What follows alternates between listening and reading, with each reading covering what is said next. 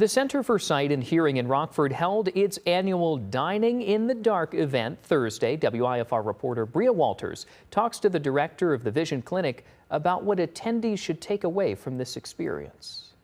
In order to raise awareness about how people with little to no vision perform day-to-day tasks, the Center for Sight and Hearing holds its annual Dining in the Dark fundraiser.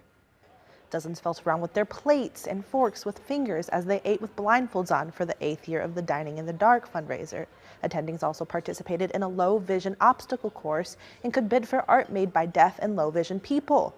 Vision Clinic Director Connie Copeland says it gives participants compassion for what those with little to no vision need to do to survive. Many people that are deaf or blind are very resilient and able to live very worthwhile lives.